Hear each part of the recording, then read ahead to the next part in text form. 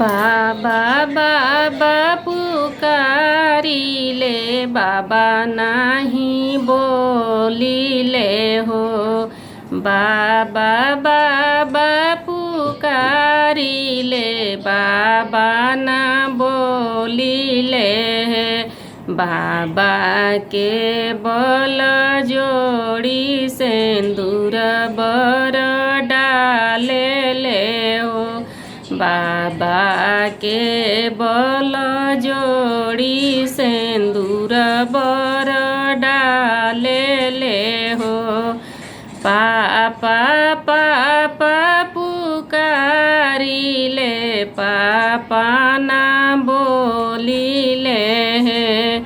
पापा पापा पुकारिले पापा ना बोलिले।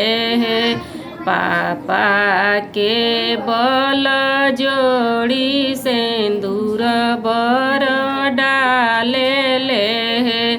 पापा के बल जोड़ी सिंदूर बर डाले ले।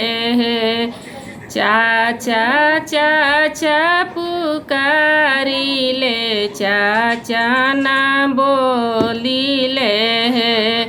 चाचा चाचा पुकारिले चाचा ना बोलिले।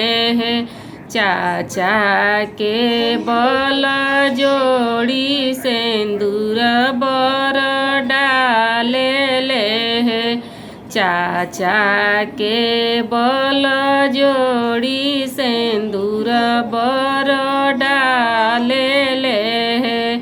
भैया भैया पुकारिले भैया ना बोलिले।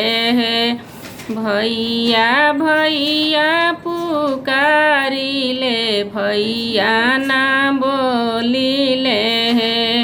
भैया के बल जोड़ी सिंदूर बर डाले ले। भैया के बल जोड़ी सिंदूर बर डाले ले।